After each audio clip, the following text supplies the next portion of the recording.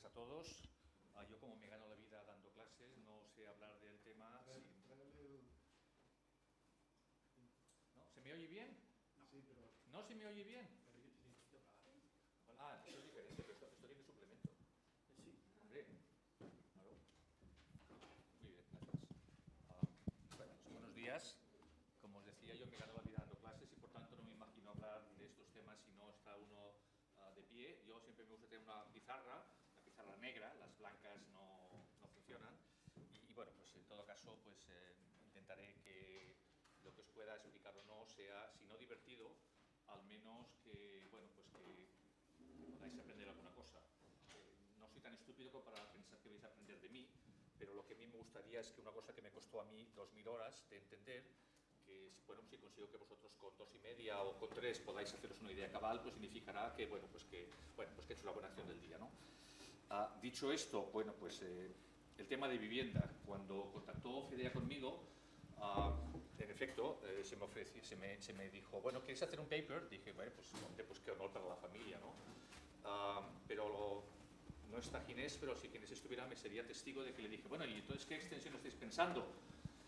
Bueno, pues un paper. Dije, bueno, pero a ver, pues bueno, sé unas 60 páginas. Y yo le dije, mira, yo en todo caso, esto de la vivienda es muy complicado. No es que sea muy complicado algo en las conclusiones, pero es muy complicado. Y entonces, lo que a mí se me ocurre, le dije a Ginés, es que yo, con placer, estoy dispuesto a poner todo lo que sé de vivienda, mejor dicho, todo lo que cuando yo empecé a trabajar sobre cosas de vivienda me hubiera gustado poder leer. Entonces empezaré sin EDIE, empezaré sin control de páginas, y claro, pues empecé sin control de páginas, y una cosa que debería haber sido unas 60 hojas, pues se ha convertido en 200, creo que 50 o 260. Y os soy totalmente honesto, o sea, no sé nada más que lo que hay, que lo que está ahí.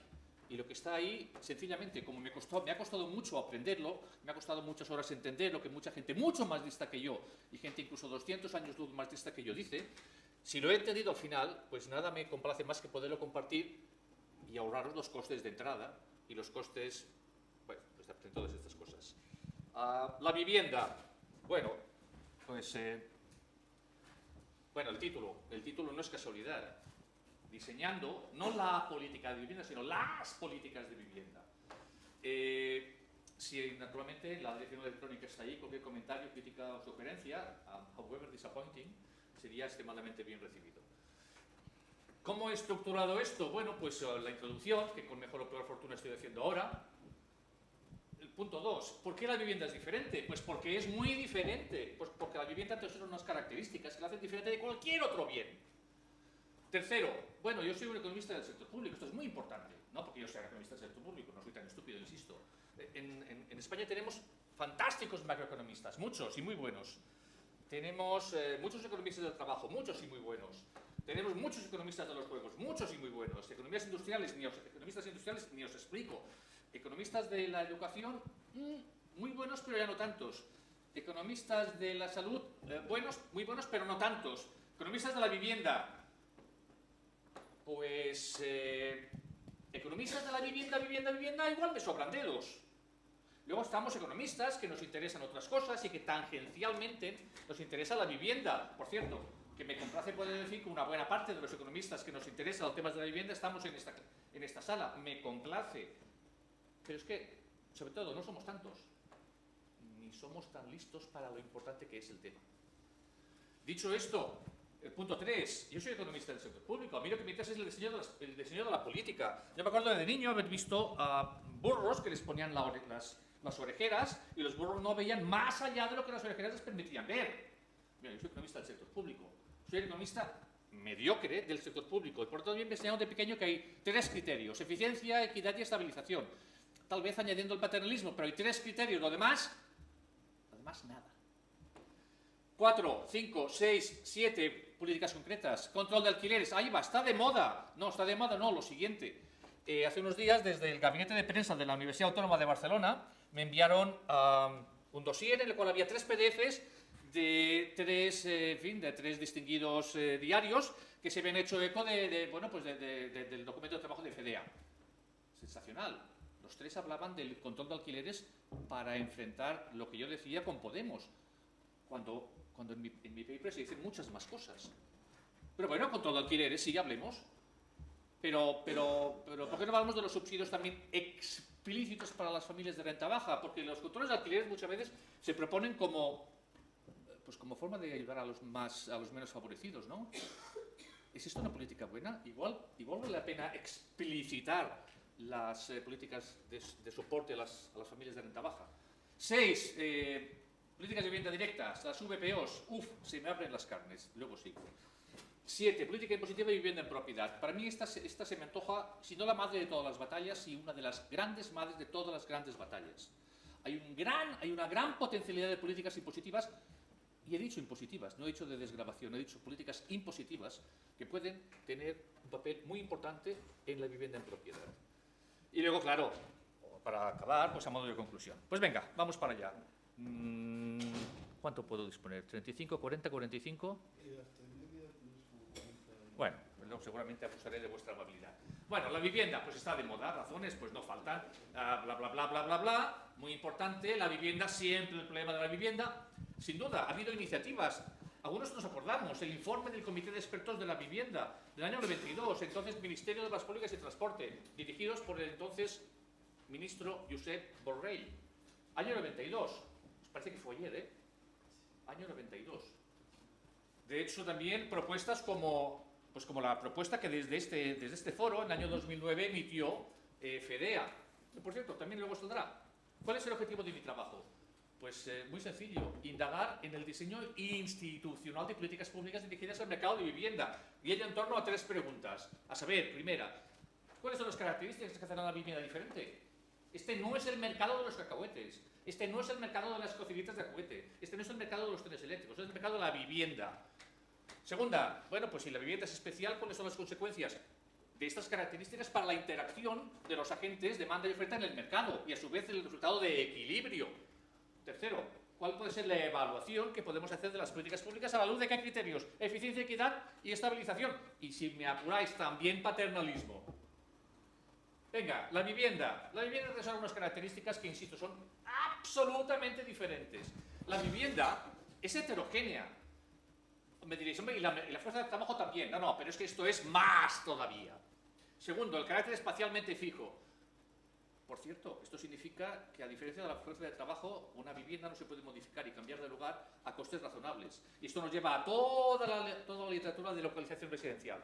Durabilidad. Ojo, hay que distinguir entre servicios y stock de vivienda. Crucial. Y cuando hablamos de stock de vivienda existente, preexistente, y de stock de vivienda nuevo. Bueno, y a aquellos que nos gusta más o menos la teoría económica, pues mira, esto es un nido de víboras. Información imperfecta, altos costes de transacción. Y last but not least, la gran importancia que otorgamos a la vivienda en las cuestiones de política pública y que el policy maker le otorga. Bueno, pues políticas públicas, bueno, pues las hay muchas, pero bueno, mira, artículo 46 de la Constitución, todos tenemos derecho a una vivienda digna. Digna, adecuada, decente, me da igual. Perdonadme, yo os lo he dicho, me quedé en economista y mediocre. Esto para mí es una proclamación tan hermosa sobre el papel como poco o nada operativa para mí diseñar la política pública. Por tanto, me vais a perdonar. Cuando me pongo las gafas de economista del sector público, yo digo, mira, mi aproximación es menos ampulosa, pero es mucho más comprometida. A saber, hablemos, pues eso, de eficiencia, de equidad y de estabilización. Eficiencia. Bueno, pues mira, pues si hablamos de eficiencia, sabemos que los fracasos del mercado, aquellas situaciones en las cuales el mercado fracasa en la consecución de una asignación de recursos eficiente, pues es una fuente de cambios potenciales, Pareto superiores realmente o potencialmente, tales que podemos beneficiar a alguna gente sin empeorar a ningún otro. Pero atención, hace tiempo que sabemos que el hecho de que el mercado fracase es una condición necesaria de por sí, no suficiente para invocar al sector público. Nada nos asegura que el sector público lo puede hacer mucho peor, rematadamente peor, que la situación tomada como punto de partida. Pues venga, cuando ya hablamos de, cuando hablamos de fracasos del mercado, pues me viene a la cabeza pues la ausencia de competencia. Claro, hay pocos oferentes. No, mira, pero cuidado, incluso si hay pocos oferentes, el mercado es impugnable, si es disputado, puede ser perfectamente que los resultados no sean muy diferentes de los de, ya no digo el libro de texto, pero de presencia de competencia. Externalidades, hombre, pues se habla de los efectos de vecindad. Cuando mi vecino arregla su casa yo me beneficio, pero si la paga él, la suya, y me beneficia a mí, pues como dicen los castizos, más mejor.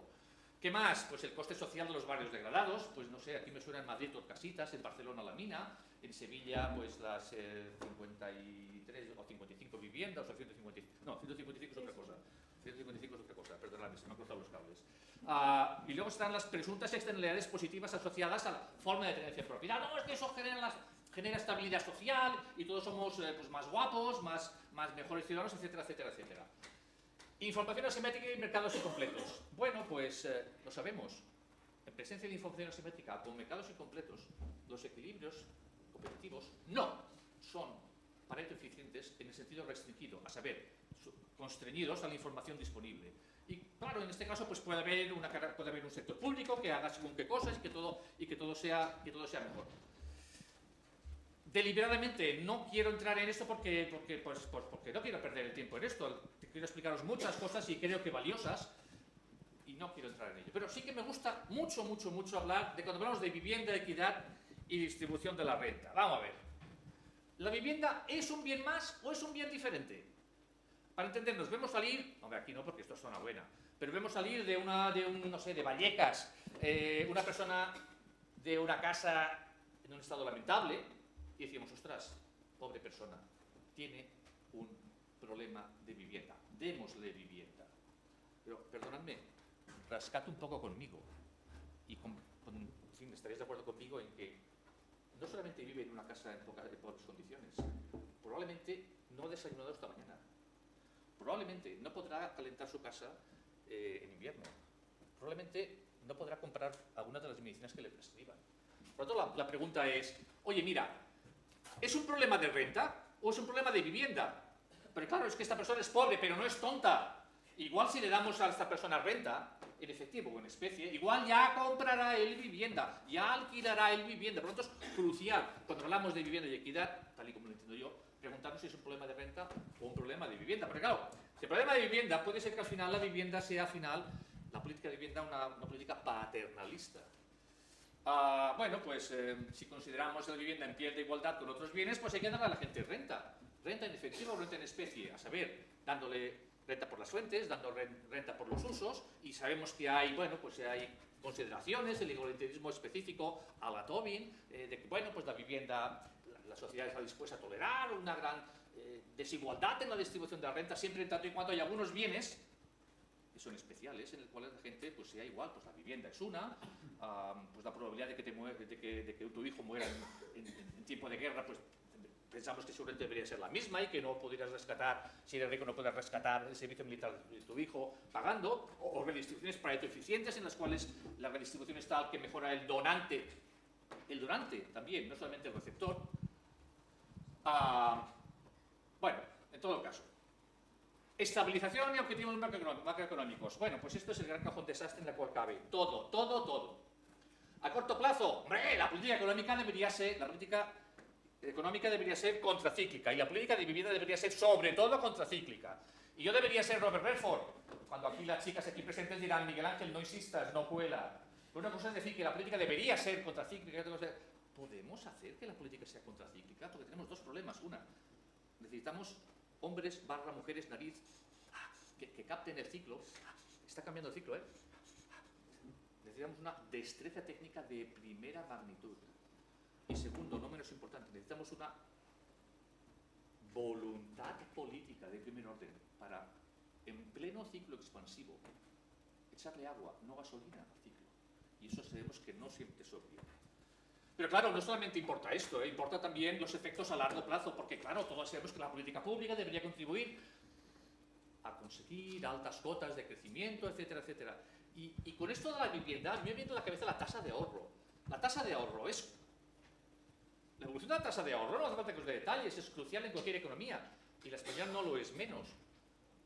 ¿Cómo pueden afectar los episodios de boom inmobiliario y la considerable transferencia de renta y riqueza que comportan a la evolución de la tasa de ahorro? Y dándole la vuelta al calcetín, ¿puede la política pública conseguir revertir esas transferencias intergeneracionales asociadas a los booms inmobiliarios? Bueno, pues esto es básicamente lo que yo someto a vuestra consideración. Y ahora vamos a meter el dedo en la llaga, en las diferentes llagas. Controles de alquileres, transferencias en forma de vivienda, en efectivo en forma de vivienda a la gente con menos recursos, viviendas de protección oficial, y 4, política impositiva y política de vivienda en propiedad. Controles de alquileres. ¿Qué significa controles de alquileres? Pues, perdonadme, si alguna cosa ha subrayado la literatura, es que no existe tal cosa. El control de alquileres no existe. Existe una gran variedad, una panoplia de controles de alquileres, cada uno de su padre y de su madre. Por tanto, no hablemos de controles de alquileres sin hablar de los detalles, porque el diablo ciertamente está en los detalles. De hecho, se han acuñado diferentes expresiones. Controles de primera generación, a saber, alquileres quietos, parados, congelados, a lo Nueva York, para entendernos. Controles de segunda generación, bueno, pues vamos a abrir alguna espita en el proceso, a ver si podemos permitir que parte de la presión salga. Incluso se ha hablado de controles de segunda y de tercera generación, los denominados controles de alquileres de tenencia, en los cuales los alquileres están controlados durante la tenencia, pero pueden variar entre tenencias. Detalles concretos. Bueno, pues se permite que haya aumentos o por el contrario los pagos están congelados. ¿Los incrementos han de seguir alguna fórmula o índice? ¿Abarcan a todas las unidades de vivienda o tal vez las nuevas o las más caras se permite que no estén sujetas al control? ¿Se permite que el ajuste de alquiler cambie cuando la unidad queda vacante? Y, por supuesto, los aspectos de seguridad de la tenencia, cruciales. ¿Cuáles son los motivos que se suelen aducir para introducir los controles de alquileres o una vez introducidos no eliminarlos? Bueno, a ver, hay que impedir una masiva transferencia de renta y riqueza de los pobres inquilinos a los ricos propietarios. Una vez me ocurrió una imagen, ¿no? Madrid, 1970 y tantos, barrio de Salamanca, que me da que no está muy lejos de aquí, si no estamos en él, en el cual me imagino a la pobre viuda de un coronel del ejército español alquilando una vivienda a un teniente del ejército español por un alquiler ridículo. Con lo cual, a mí lo que me da a pensar es que seguramente la pobre viuda era bastante más pobre que el rico teniente. Y esto es así. Esto es así. O sea, de hecho, es verdad que todos los propietarios son unos ávidos avaros que quieren exprimir a los pobres inquilinos, o por el contrario, hay inquilinos que ya les va bien y para los cuales el control de alquileres es absolutamente redundante. Porque claro, el argumento de que hay que proteger a los inquilinos de los propietarios se basa en que hay unas estructuras monopolistas en el mercado de alquiler y hay que impedir que estas estructuras den lugar a beneficios excesivos y que saquen de sangre a los pobres inquilinos. Me vais a perdonar, pero yo diría que el mercado de la vivienda en alquiler es bastante impugnable, es bastante disputado. Seguramente los beneficios que puedan obtener los inquilinos sobre una base permanente no van a ser excesivos. El mercado de la vivienda en alquiler, si no es competitivo, desde luego es extremadamente impugnable. ¿Por qué? Bueno, pues porque la tecnología que tienen los entrantes potenciales y los existentes es más o menos la misma, los costes de entrada pues no son extremadamente elevados, puedes entrar, dar un golpe de mano y salir, entrar, alquilar en los periodos buenos y luego venderla. No lo sé, a mí no se me ocurre que la tasa de rendimiento del mercado de alquiler sea sobre una base permanente extremadamente grande. Y aquí viene la cara fea de los controles de alquileres. La cara fea, que es la que subrayaron los 3 PDFs que el gabinete de prensa de la UAB me envió y que cualquier libro de texto seguramente subrayará. A saber, en presencia de controles de alquileres sin especificar el objetivo, el mantenimiento de las unidades de vivienda, se va a ver resentido. Yo, al comprar viviendas de alquiler para alquilar, comprar viviendas para alquilar, ¿pero qué me estás contando? Introspectivamente, os toca la loto, os toca una chucha de pasta, la que queráis. ¿Invertiríais vuestros ahorros recién caídos del cielo en vivienda en alquiler? Si la respuesta es sí, I doff my hat. En caso contrario, pues eso. Tercero, seguramente esto puede dar lugar a trasvases de la vivienda en propiedad, perdón, de la vivienda en alquiler a la propiedad. Mira, estoy harto de tener los alquileres congelados, lo que voy a hacer va a ser venderla y adiós. vivienda en alquiler. Importante, en presencia de controles de alquileres generalizados, esto puede ser un gran freno a la movilidad de la fuerza de trabajo. Yo que estoy aquí con un alquiler en el cual ya estoy bien, voy a irme de Madrid a Zaragoza, que me han propuesto un trabajo muy chulo en el cual encontrar una vivienda me va a costar Dios y ayuda. Virgencita, virgencita, que me quedo como estoy. Más cosas, generar desajustes y así reasignaciones deseables entre las unidades de vivienda y los inquilinos. El caso típico, pues bueno, pues la señora viuda que vive en un piso, hemos dicho antes, del barrio de Salamanca, que tiene habitaciones para aburrir, y una pareja con 2 hijos que difícilmente puede encontrar una vivienda con 2 habitaciones. Desde luego, fomentar los pagos laterales. ¿Que quieres que alquilemos? Vale, sí, pero luego me tienes que dar, cuando firmemos, el dinero de la llave en un sobre. Y este dinero de la llave puede ser no muy diferente del valor presente descontado, de la diferencia entre el pago que hubiera sucedido en un mercado más o menos abierto y el alquiler controlado. Todos tenemos evidencia de que tenemos amigos que lo han tenido que hacer. Y también, no menos importante, discriminaciones relacionadas con ¿qué? ¿Así que ustedes tienen perro? No. ¿Que tienen niños? A coco, como decía mi hija de pequeña. ¿Que ustedes son gays? ¿Pero qué me estás contando? Este tipo de discriminaciones que nosotros aborreceríamos serán perfectamente concebibles. Ojo, y absolutamente imposibles de evitar. Efectos sobre la distribución de la renta y el bienestar. Se supone que esto tiene que ser la cara buena del problema. Pues va a ser que no. Pues porque diría que incluso si se redistribuye de renta de los ricos a los pobres, algo que, insisto, dista de ser obvio, los controles de alquiler son un pésimo instrumento redistributivo. Seguramente lo que hacen es distorsionar considerablemente los patrones de consumo, pero no solamente esto. Las ganancias en bienestar, las ganancias en renta derivadas de los controles de alquileres se van a repartir aleatoriamente entre la peña, ¿no? O sea, qué suerte, qué suerte. Por tanto, no podemos asegurar que la distribución de la renta va a mejorar. Repito, no vamos a poder asegurarlo. Claro, me dirás, pero Miguel Ángel, lo de antes sirve para los controles de alquileres de primera generación. ¿Y los de segunda? Bueno, pues segunda lo que tiene es que abren vías de escape en el problema y por tanto intentan que los efectos no sean tan adversos. Y uno, que ha recibido atención en la literatura, es, mira, las viviendas que están alquiladas las congelamos. Las que tengan lugar a partir de ahora dejamos que sean libres.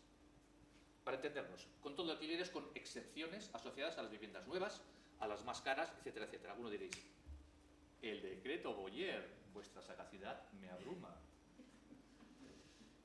Lo importante es, ¿qué relación habrá ahora entre los alquileres sujetos a control y los alquileres que hubieran prevalecido en ausencia de control? Esto es lo importante, repito.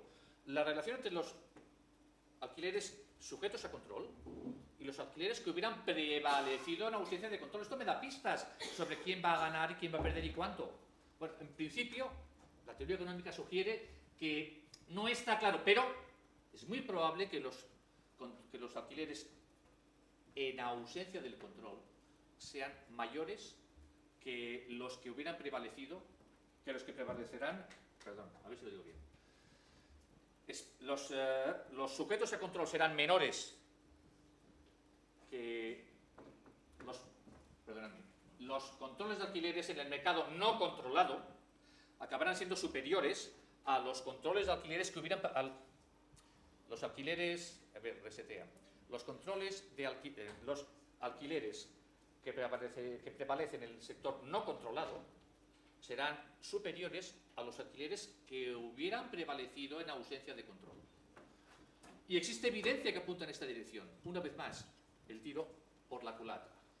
Claro, un caso especial de controles de alquileres es el que os decía, los controles de alquileres de tenencia. Durante la tenencia, el alquiler va a ser el mismo. Eso sí, entre tenencias, los alquileres pueden variar. Claro, la gracia aquí cuál es, estás dando una válvula de escape para que los alquileres no generen, ojo, ni distorsiones ni excesos de demanda. Y sobre todo, permites un beneficio importante, a saber, la seguridad de la tenencia, nota a pie de página. Si os acordáis, en la propuesta de reforma estructural de vivienda de FEDEA en el 2009 se preconizaba que los alquileres, los contratos fueran de un año. Y esto en Estados Unidos es normal, un año, bien, no mata, no mata. ¿Os imagináis a cualquiera de vosotros que vive en alquiler 4 meses antes del final del contrato tener que buscar cole para los niños? Y dejo 3 puntos suspensivos. En cualquier caso, me he pasado. En cualquier caso, los controles de alquileres de tercera generación, puesto que ni constriñen mucho el mercado, ni por el contrario permiten unos aumentos en demasía, se han presentado como un compromiso razonable entre la no regulación y la regulación a lo bestia. ¿Cuál decíamos que era el objetivo de los controles de alquileres? Decíamos que era mejorar a los pobres, ¿no? Mejorar la situación de vivienda de la gente en los tramos más bajos de la escala de renta, ¿no? Bueno, pues ¿por qué no lo hacemos como Dios manda? A saber, vamos a hacer transferencias en especie ligadas al consumo de vivienda para las familias de renta baja, pero eso sí, explícitos. Nada, no, explícito. Oye, que esto es una pasta. Bueno, que algo le cuesta. Así, si decimos que en efecto tenemos que dar vivienda digna a los pobres, ¿cómo lo hacemos? Insisto, ¿es un problema de renta o es un problema de vivienda? ¿En efectivo o en especie? Claro, os imagináis, si le damos a la gente transferencias en efectivo, perdonadme la expresión, se lo gastarán bien en mujeres. Por tanto, para mucha gente eso es desde el punto intolerable. No, hay que dar a la gente vivienda. Es decir, una cestita con un lacito de color azul o rosa, según las preferencias, en los cuales a la gente le damos vivienda. Pero muy bien, ¿cómo le damos a la gente vivienda? ¿Con subsidios basados en la oferta o con subsidios orientados a la demanda? Subsidios basados en la oferta. Pues mira, yo soy el Patronato Municipal de la Vivienda de Madrid y tengo un stock de viviendas públicas o tengo un stock de viviendas construidas o rehabilitadas por el sector privado pero con ayudas públicas que he puesto yo y, bueno, pues se las alquilo a los pobres con un alquiler por debajo del mercado. Segunda alternativa, vamos a hacer vales o cupones orientados a la demanda. Y creedme, los efectos son radicalmente diferentes. En el primer caso, el sector público se involucra directamente en la construcción, el mantenimiento de unidades de vivienda, en las cuales, perdonadme, al pobre se le ofrece una vivienda de características, localización, características estructurales, precios idónicos, dados. Lo tomas o lo dejas. Oye, y date prisa porque hay mucha gente esperando. Alternativa. Mire, yo le doy a usted esta cantidad de euros y usted es libre de buscar en el mercado la vivienda que a usted le parece bien. Y si encuentra un piso bueno en el barrio de Salamanca, pues mejor para usted. Subsidios basados en la oferta, vivienda pública. En Estados Unidos hay una gran cantidad de literatura sobre los efectos de este tipo de políticas. Estaba hablando antes de distinguidos colegas sobre economía de la vivienda. Acaba de llegar José María Valle. Por cierto, José María fue estudiante mío. Y pobrecito no volvió a ser el mismo. 3 cosas se han sugerido, y no digo mentira, no me ha llevado la contraria. 3 cosas se han dicho. Mira, la producción de la vivienda pública se hace de forma ineficiente. Abrid por favor la ventana, tiremos recursos por la ventana. Segunda, efectos sobre el comportamiento. ¿Lo estamos haciendo bien? ¿Estamos distribuyendo eficientemente? Tercera, efectos sobre la distribución de la renta. ¿Lo estamos haciendo bien? O por el contrario, pasa un poco como los controles de alquileres, que esto va como va. Pues mira, la ineficiencia en la producción, pues mira, las viviendas públicas se construyen más caras que en el sector privado. Hay evidencia y creo que no solamente en Estados Unidos. Segunda, los efectos sobre el comportamiento. Oiga, señor pobre, ¿me acepta o me rechaza esta vivienda pública que le ofrezco? Porque para chiste que me diga que no. Imaginaos los titulares de la prensa canallesca. Los pobres van y rechazan la vivienda que le ofrecen los contribuyentes. Pues perdonadme, los pobres son pobres, pero no son tontos. Y por tanto es perfectamente posible que las características estructurales que le ofrezcáis no le interesen. Y puede ser perfectamente que diga no, porque esta vivienda no me interesa. Oiga, que esto le permite a usted salirse de su restricción presupuestaria y conseguir potencialmente... Sí, pero mire usted, yo superpongo mis curvas de diferencia, estoy peor. Pues repita usted conmigo, no la quiero. Por tanto, no podemos asegurar que en efecto los pobres la aceptarán. Si la rechazan, fin de la historia. Pero si la aceptan, ¿aumentarán su consumo de vivienda? Pues mira, una vez más, pues ¿quién lo sabe? Puede ser perfectamente que digan, sí, la acepto, y el paquete que le ofrezcáis sea peor y que consuma menos unidades de vivienda. Tercero, incluso en el mejor de los casos en las cuales la familia acepta y consume más vivienda, es un mecanismo eficiente. Es decir, el beneficio para el receptor es menor que el coste para los contribuyentes, porque si el coste para los contribuyentes es mayor que el beneficio recibido por los pobres receptores, para este viaje no me hacían falta alforjas. Pues bien, pues es perfectamente posible, es más, es lo más razonable, que el beneficio para el contribuyente, para el receptor, sea menor que el coste para el contribuyente. Una vez más estamos abriendo la ventana y tirando pasta por la ventana. Más aún, cuestiones redistributivas. A mí de pequeño me enseñaron que había la equidad horizontal, la equidad vertical, luego de mayor supe que había la equidad perifrástica, transversal, oblicua, pero bueno, esto es lo último, esto no tenía gracia. Las integrales no aparecen en la ECA. Equidad horizontal, tratamiento igual a los iguales, ¿no?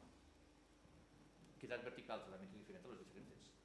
Equidad horizontal, pues perdonadme, hay mucha más gente con derecho legítimo, genuino a las prestaciones que viviendas públicas hay. Por lo tanto, mucha gente acabaría saliendo de esta sala sin tener vivienda pública. Por lo tanto, al final, ex post, en el sentido relevante, en el sentido ex post relevante, mucha gente va a quedar fuera de la vivienda pública. Bueno, es que vamos a hacer un sorteo como hicimos en Barcelona, retransmitido por la tele, para que vean que todo el mundo que es una cosa limpia. Sí, mira, ex ante todos iguales, ex post todos diferentes. Por tanto, equidad horizontal, mal asunto. Pero es que además violaréis la equidad vertical, tratamiento diferente a los diferentes, porque al final es seguro que mucha gente que se queda fuera está en peor situación que gente que se ha metido dentro. Por tanto, desastre total. La vivienda pública y cosas parecidas, en cualquier caso, las políticas basadas en la oferta, desastre total. Vamos con los subsidios orientados a la demanda. Bueno, pues los americanos, que en esto pues dicen que hay que hacer las cosas bien, pues los americanos sabéis que no creen en eso de que joven los experimentos en casa con gaseosa. Pues no, en ciencias sociales, perdonadme. Los experimentos se hacen fuera de casa y con todo menos con gaseosa. Se hacen con mucha pasta para saber si efectivamente las cosas se hacen bien. Pues bien, hay mucha, pero muchísima literatura en el marco del Experimental Housing Allowance Program, en el cual el Departamento de Vivienda y Desarrollo Urbano de Estados Unidos se preguntaba tres cuestiones. Oiga, los pobres, ¿cómo reaccionarán a diferentes esquemas de subsidios a la vivienda? Subsidios en los cuales nosotros les damos pasta y ellos se buscan la vida y eligen la vivienda en el mercado que les vaya bien. Segunda, ¿cómo reaccionarán los mercados de vivienda locales? ¿Se nos irá todo en agua de borrajas, a saber, en aumento de los alquileres, o por el contrario conseguiremos que los mercados de vivienda locales absorban este incremento en la demanda? Tercero, ¿cómo afectarán a los resultados diferentes ordenaciones administrativas? Naturalmente, a nosotros lo que nos interesa son las dos primeras. Y el programa, naturalmente, se dividió entre el experimento de demanda, el de oferta y el otro que no nos interesa. Pues bien, la evidencia para Estados Unidos sugiere que, en efecto, se puede conseguir que los pobres, que la gente en los estratos más bajos de la escala de renta tengan vivienda de buena calidad, con estas transferencias, con estos esquemas, con un coste mucho menor para los contribuyentes. Diréis, hombre, pero esto se nos va en alquileres mayores, porque esto es muy importante. La evidencia del experimento de oferta sugirió que para nada los mercados de vivienda locales pudieron, en los dos experimentos llevados a cabo, en las dos localizaciones en las cuales se llevó a cabo el experimento de oferta, pudieron absorber sin ningún problema los incrementos en la demanda. Y muy importante, el programa indujo un aumento sustancial en la oferta. Pensad en la España española. Tenéis unas cuantas viviendas en alquiler, 2, 3, y el problema es a quién se la alquiláis. Información imperfecta, mercados incompletos. Pero mira, es que ahora vais a hacer un contrato en el cual se van a sentar el inquilino potencial, tú como propietario, y el tercero, el sector público. ¿Os imagináis una garantía mayor para el casero que el hecho de que el sector público se siente y firme diciendo que va a pagar un 20% del alquiler? ¿Os imagináis una forma más razonable de luchar contra las primas al riesgo asociadas a invertir en el mercado de vivienda? Pues bien, pues línea, seguimos para bingo. ¡Claro, es que esto va a ser muy caro! Pues mira, chico, esto es muy flexible. Si es muy caro, una de dos, o incrementa los gastos a por ello, o modifica los parámetros del programa para que, dado el gasto que no te puedes sobrepasar, bueno, pues te permita, ni más ni menos, que hacer frente a los problemas que tienes. Bueno, también luego la política ha cambiado. En el Experimental Housing Allowance Program, las subvenciones las recibía directamente el inquilino. Posteriormente, en los esquemas de vales y de certificados, los recibía el casero. Es un detalle que puede no ser irrelevante, pero bueno, a lo que estamos seguramente no lo está. Bueno, la evidencia sugiere que los efectos son grandes e importantes y tal. Política de vivienda directa. Bueno, pues aquí hablamos de las VPOs. Las VPOs que hablamos de VPOs, en las cuales hablamos de vivienda de protección oficial. Pues aquí, perdonadme que me ponga el sombrero más cínico que tengo y diga que, oiga, esto de la vivienda de protección oficial, a mí me viene a la cabeza 4 cosas. La propia noción de protección. Lo que hasta mis estudiantes en suspenso, insisto, hasta mis estudiantes en suspenso acaban aprendiendo, es el siguiente argumento. Solamente las personas pueden tener renta. Solamente las personas pueden tener más o menos renta. Solamente las personas pueden tener más o menos renta como consecuencia de los impuestos. Por tanto, al final, la incidencia de los impuestos recae solo sobre las personas.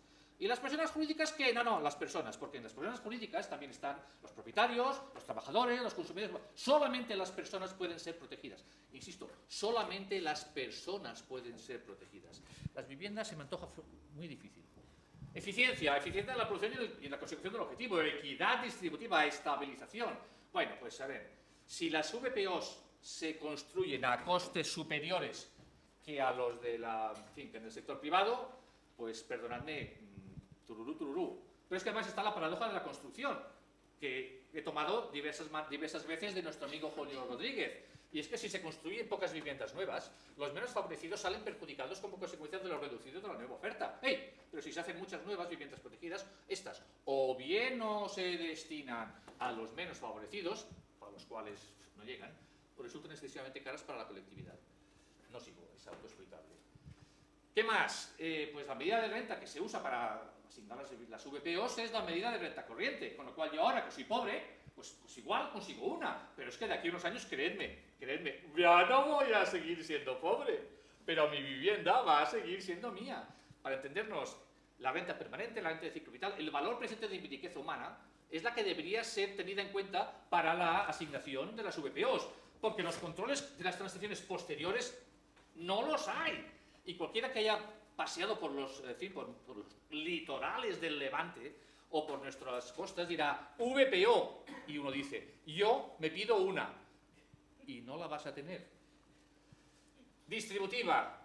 Efectos distributivos, pues me apunto a lo de la equidad horizontal, la equidad vertical, la perifrástica, la oblicua, no hay caso. Pero más aún, es que la política de vivienda debería ser anticíclica.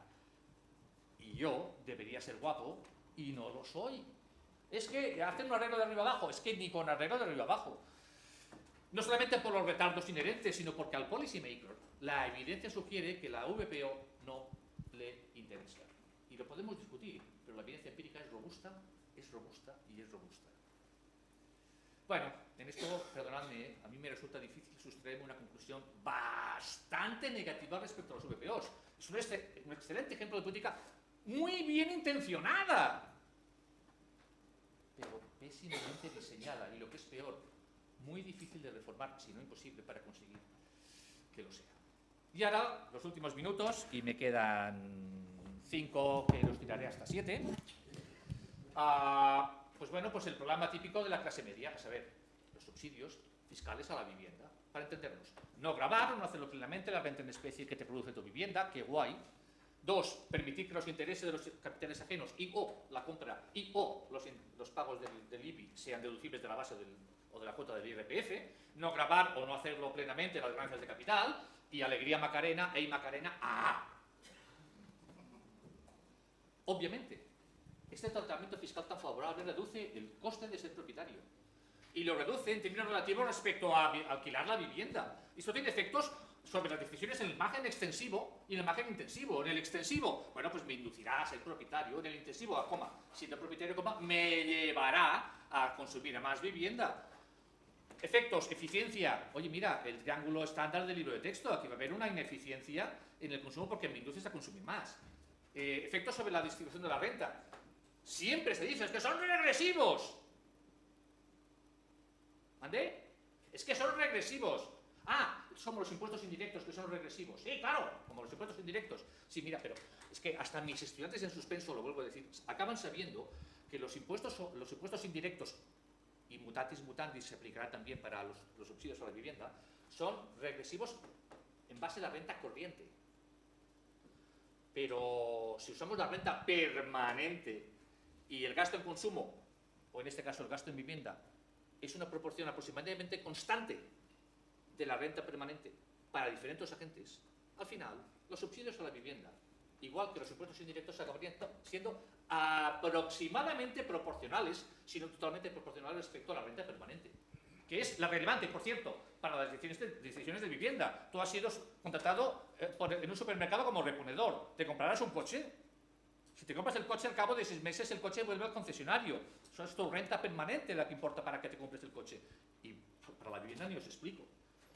Bueno, la España española, hasta la eliminación del 2013 de las desgravaciones que tuvimos, bueno, pues tuvimos una gran cantidad de subsidios fiscales. Yo me podía subsidiar, me podía reducir de la base, perdón, de la cuota del IRPF un 15% a partir del segundo año, y hasta entonces un poco más, de mis pagos por intereses y por principal. No está mal, un 15%. Esto al final, en valor presente, era menos de un 15%, bueno, un 15%. En cualquier caso, era bastante mayor que el impuesto sobre el valor añadido tipo reducido y el impuesto sobre actos jurídicos documentados que se aplicaba si compraba una vivienda nueva. El IVA reducido iba al ministro / ministra de Hacienda, y el impuesto de actos jurídicos documentados iba al consejero / consejera de la comunidad autónoma en la cual resido. Pero si la vivienda es preexistente, usada de segunda mano, yo pago el ITP, impuesto entre bienes patrimoniales, al consejero / consejera de mi comunidad autónoma. Ups, he visto un gesto, no me he dado cuenta. Es que me faltan manos, perdonadme. O sea...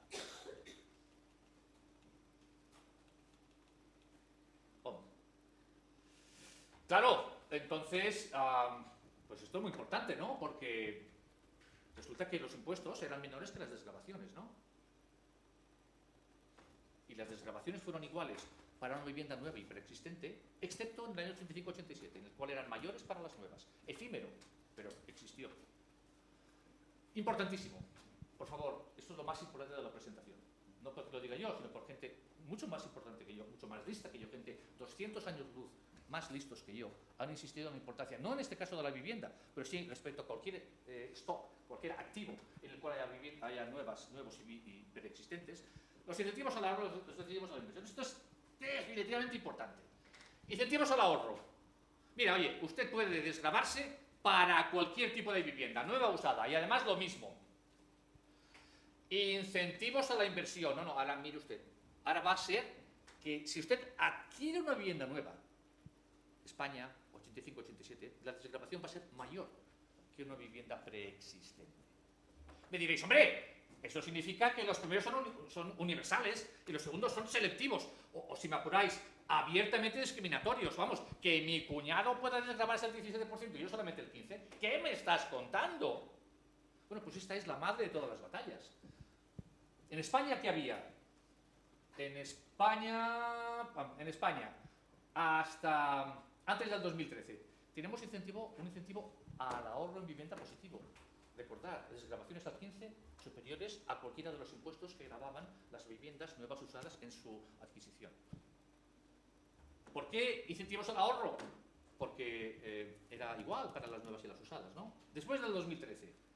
Pues después del 2013, teníamos un incentivo al ahorro positivo y un incentivo a la inversión negativo. A saber, las viviendas nuevas se gravaban más que las preexistentes. IVA reducido más actos jurídicos documentados excedía a transmisiones patrimoniales. Mientras que después del 2013 tenemos un incentivo al ahorro negativo, no hay desgravaciones que puedan compensar el impuesto de transmisiones patrimoniales que grava las viviendas de las viviendas preexistentes. Y el incentivo a la inversión sigue siendo negativo porque seguimos teniendo unos impuestos para las transacciones mayores para las viviendas nuevas que para los hogares. Bueno, ¿y esto? ¿Por qué esto es tan importante? ¿Por qué es tan pesado? ¿Por qué nos ha dicho que esto es lo que más te interesa resaltar en esta presentación? Pues lo que más me interesa es porque los incentivos al ahorro, sin duda, permiten aumentar el stock de capital residencial, sin duda. Pero tienen el inconveniente de que también aumentan el precio real al producto de las viviendas nuevas y usadas. Mientras que los incentivos a la inversión tienen el mismo efecto positivo sobre el aumento del stock. Pero, atención, leed mis labios, generan reducciones, insisto, leed mis labios, reducciones en el precio real al producto de las viviendas nuevas, de las viviendas usadas. Y a su vez, permiten aumentar el precio real al producto de las viviendas nuevas. Miguel Ángel, nos hemos liado. Sí, mira, lo mejor. ¿Cuántos precios de la vivienda hay? Supone para simplificar, bueno, ¿qué? Supone para simplificar que las viviendas nuevas y las usadas son sustitutos perfectos. Miguel Ángel, esto no es verdad. Hay una prima a la novedad, has de pagar pasta en una vivienda vieja para dejarla igual de reluciente que una vivienda nueva. Sí, respuesta. Suponer que tal prima no existe. Hay cuatro precios. ¡Cuatro precios! El precio del productor de la vivienda preexistente, el que obtiene quien la enajena. 2. El precio del productor de la vivienda nueva, quien produce una vivienda nueva. El precio al consumidor de las usadas, a saber, transmisiones y desgravación en su caso.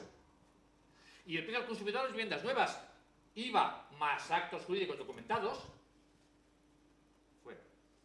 Bueno, no soy capaz de quitar la ficha. Y una desgravación que puede ser diferente, recordar, 85-87, precio al consumidor de las viviendas usadas.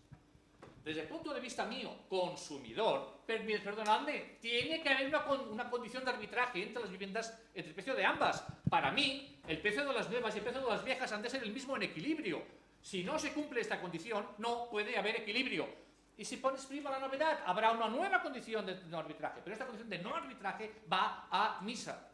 Y por tanto, da lugar a que habrá una relación entre el precio de las viviendas, precio real siempre, de las viviendas usadas, PH, el precio de las viviendas nuevas, PHN. En la España española, tanto antes como después del 2013, la C y la S ahora son cero, se me han cancelado. Cuando existían, la C y la S eran iguales, también se cancelaban. Por tanto, antes y ahora, el precio al productor de una vivienda usada es mayor que el precio al productor de una vivienda nueva, por el mismo stock, por la misma unidad de vivienda, el precio de una es mayor que la otra. Esto va a tener efectos, sin duda. Intuición. Sois propietarios de un negocio de coches de segunda mano. Y os levantáis y leéis en la prensa de que se ha eliminado el impuesto sobre la matriculación de los coches nuevos. Estoy viendo vuestras caras. ¿Estáis horrorizados? No, lo siguiente. Teníais 200 millones de las antiguas pesetas en coches.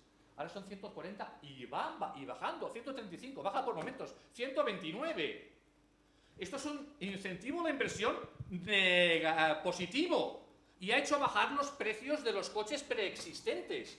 Va a ir exactamente lo mismo.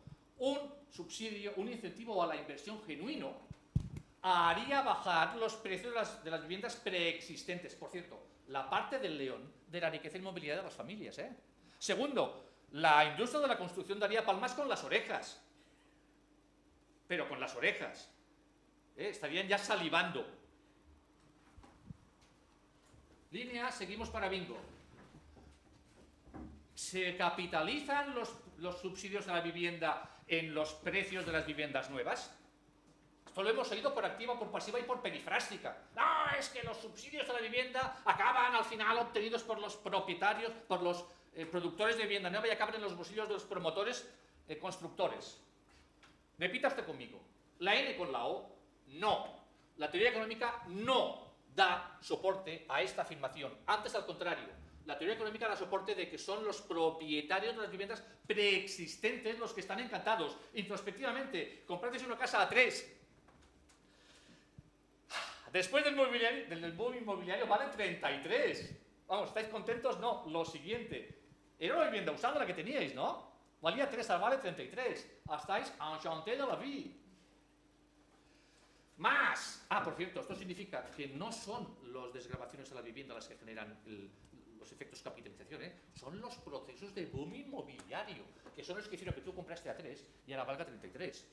Y lo último, y esto es lo que más, lo siento, puede ser heterodoxo, es que los activos inmobiliarios están sobrevalorados. Esto yo lo he leído. Esto yo hasta he visto cuantificaciones. Pues permitidme que llegue a la mayor. Para poder hablar de sobrevaloración, tengo que tener una valoración objetiva para saber cuál es el precio. A mí de pequeño me enseñaron que el metro era una barra de platino e iridio que se mantenía en condiciones constantes de presión y temperatura en la Oficina Internacional de Pesas y Medidas de París de la France. Tú ibas allí con cualquier objeto y lo medías. Naturalmente, los metros que se compran en las ferreterías o los metros amarillos de costurera, pues no son tan fieles. Hay desde luego los metros de goma turbú. Bueno, pues lo que yo afirmo es que la misma cantidad de vivienda, leed mis labios, la misma cantidad de vivienda es perfectamente consistente con no muchos, con infinitos precios al productor de la vivienda usada. ¿Por qué? Porque los incentivos al ahorro en vivienda me generan más vivienda a precios mayores. Los incentivos a la inversión negativa me generan menos vivienda y precios mayores. Al final acabo con la misma vivienda más cara. Hay infinitos precios de la vivienda usada consistentes con la misma cantidad de stock. ¿Dónde puede haber sobrevaloración? No existe tal cosa. Es un metro de goma. El gobierno puede estar reportando infinitas políticas que dan lugar a los mismos efectos reales sobre el mercado de vivienda. Y esto es importante, y así que acabo, respecto a la política de vivienda.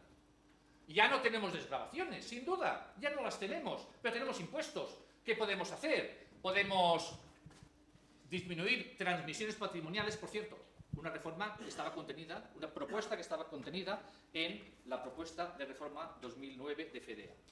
Podemos igualar transmisiones y el IVA y actos jurídicos documentados.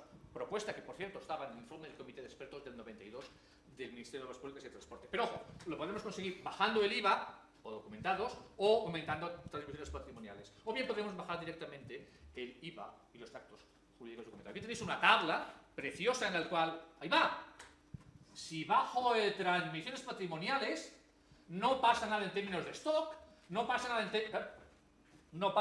términos de nada más,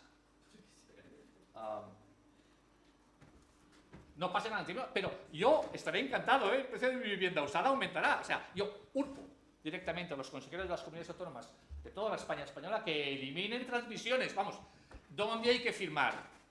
Eso sí, efectos de segundo orden, efectos de primer orden, ninguno. Y bueno, aquí tenéis efectos de lo más variopinto. Y ahora sí que acabo. ¿Verdad que los booms inmobiliarios generan unas transferencias masivas de renta y riqueza de los jóvenes a los mayores? ¿Puedes repetirlo? Sí. ¿De quién es la vivienda preexistente? De los individuos de más edad en la población. Todo el stock de riqueza, y en particular la riqueza inmobiliaria, es propiedad de los estratos de mayor edad de la población. Estaremos encantados de la vida, no, lo siguiente, de ver que el precio de activo de nuestros activos inmobiliarios aumenta.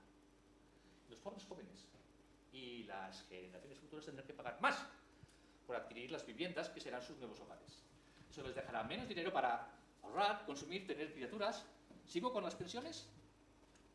Por tanto, los booms inmobiliarios generarán unas masivas transferencias de renta y riqueza de los jóvenes y las generaciones futuras hacia los mayores. Estaremos en chantier de la vida. ¿Es la política pública una palanca con la cual revertir estos efectos? Respuesta, sin duda. Incentivos a la inversión, por favor, hagan ustedes acto de presencia. Los incentivos a la inversión en vivienda, que permiten aumentos en el stock con reducciones en los precios, son probablemente una de las pocas maneras en las cuales podemos generar transferencias en la otra dirección de los viejos y las generaciones presentes hacia las futuras, que les permitirá, insisto, consumir más, ahorrar más y tener más criaturas. Y ahora sí, tengo la certeza absoluta de que he abusado de vuestra amabilidad más de lo que exige la cortesía. Tenía 45 minutos, creo que me he pasado algo. Más deprisa no he podido hablar, creedme, yo en clase no hablo tan deprisa, porque si no, pues en fin, pero bueno, pues ustedes tenéis el paper. Cualquier comentario, crítica o sugerencia, sin duda, sería muy bien recibido y gracias por vuestra atención.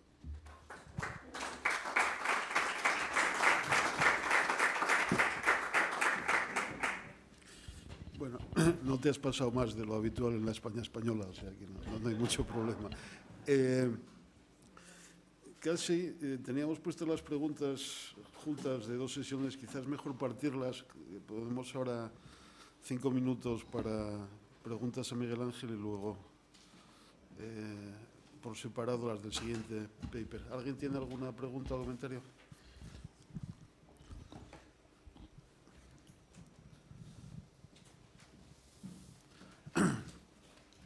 Sí, buenos días. Aquí.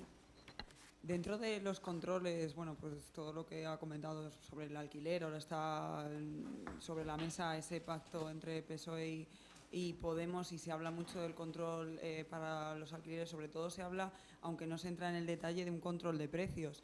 No sé si puedo hacer alguna valoración concreta del momento actual en el que se encuentra el mercado inmobiliario español y lo que supondría una política en ese sentido. Gracias. Gracias a ti. No he podido dar detalles sobre el tema porque no he podido, pero hay un artículo de un economista urbano muy bueno, muy listo, que se titula Control de alquileres. ¿Ha llegado el momento para el revisionismo? Y lo que argumenta es que, bueno, el control de alquileres bajo ciertas condiciones puede no ser tan malo. En presencia de información asimétrica, puede ser que haya competencia monopolística y que los propietarios tengan un poder de mercado, bla, bla, bla, bla. Y que algunos controles de alquileres puedan formar parte de la política que puede conseguir ganancias en eficiencia. ¡En eficiencia! No en equidad. Ganancias en eficiencia, no en equidad. Esta misma persona, 15 años después, decía, wow, que es como he sabido, ladran los perros argentinos y uruguayos, decía, wow, todos los controles de alquileres de primera generación son un desastre. Y probablemente la mayoría de los controles de alquileres de segunda generación también. Y añadía, si queremos mejorar la situación de los pobres, úsense transferencias en especie, en forma de transferencias a la vivienda, en términos de housing allowances, que es lo que era el punto, creo que 4 de mi trabajo. El problema con los controles de alquileres es que los puedes poner con muy buena intención. El problema es cómo los quitas luego. Y esto a mí me suena un poco a lo de las vacunas. Hay padres que dicen, pues yo no vacuno a mi hijo. Pues bueno, pues no lo vacunes. Pero luego, sabes que puede afectar a su salud. Ojo, y además a la de los míos. Y a mí los tuyos, pues de lo que quieras, pero los míos no.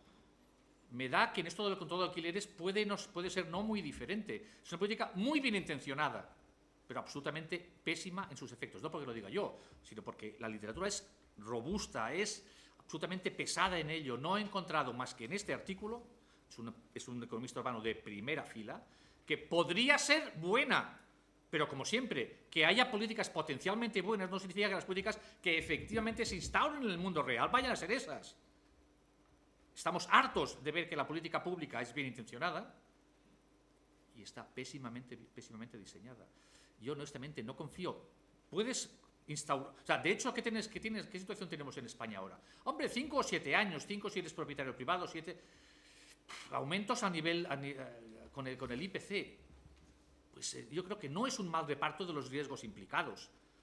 Hay un problema con los alquileres, a saber, que no hay un mercado de seguros en el cual tú te puedas asegurar contra el riesgo de aumentos brutales, repentinos, en los alquileres. Esto es un fracaso del mercado, sin duda. ¿Dispone el sector público de instrumentos que carezca el sector privado para conseguir mitigar este fracaso del mercado? La gente que ha trabajado en estos temas dice que ojalá, pero no está claro. Los controles de alquileres a mí se me toca una pésima política. Si quieres redistribuir en favor de la gente en los tratos más bajos de la escala de renta, housing allowances orientados a la demanda. O es que eso es muy caro. O, ¿qué quieres? ¿No querías redistribuir en favor de los pobres? Que es muy caro. Oiga, pues mire usted, recuerde, usted no se puede sentar en 2 sillas a la vez. Punto pelota. Si quiere una cosa, no conseguirá la otra. Si quiere la otra, no conseguirá la una. No hay más. No sé si he respondido razonablemente a tu cuestión. Gracias. ¿Alguien más?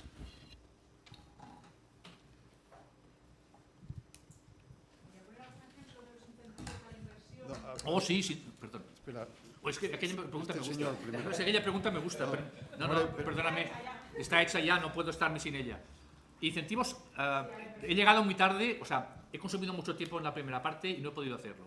Antes del 2003, tú comparabas una vivienda nueva o usada y tenías, para entendernos, el 15% de desgravación principal e intereses. ¿Va bien por ahora?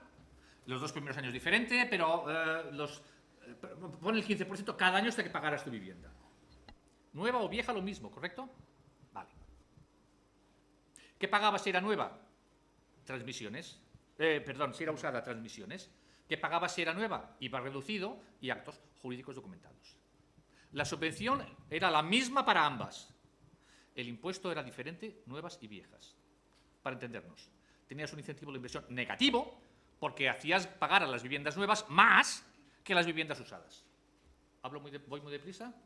Y tenías un incentivo al ahorro positivo porque estabas subsidiando las compras de cualquier vivienda nueva o usada. Post-2003, adiós desgravaciones. Lo que tienes ahora es que estás pagando impuestos netos por tu adquisición. Incentivo al ahorro negativo. Pero sigues teniendo un impuesto más alto sobre las nuevas. Incentivo a la inversión negativo. ¿Cómo conseguir un incentivo a la inversión positivo? Pues muy sencillo, reduciendo el gravamen o introduciendo desgravaciones explícitas a las viviendas nuevas. No, mira usted, pues mire, vamos a mantener el IVA reducido de transmisión y actos jurídicos documentados. Pero nos sacamos de la manga, que es lo que los economistas hacemos siempre, una desgravación del 5% para las nuevas.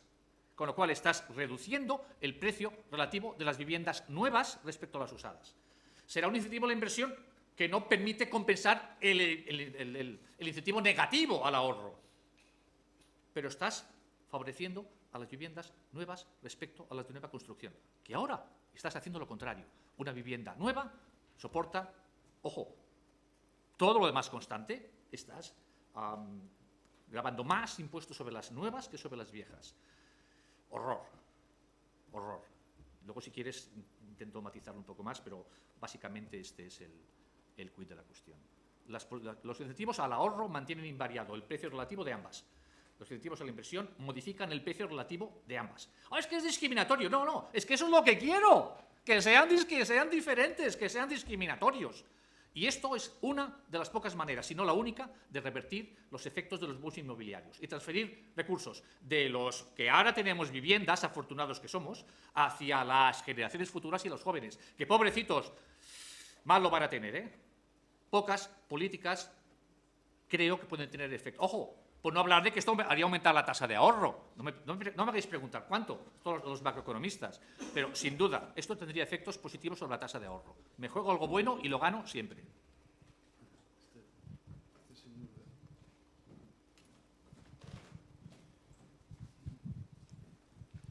Bueno, en tu intervención aludiste a mis valoraciones negativas sobre la VPO, que eran propias de los tiempos en los cuales era más próximo mi permanencia como presidente del Banco Hipotecario.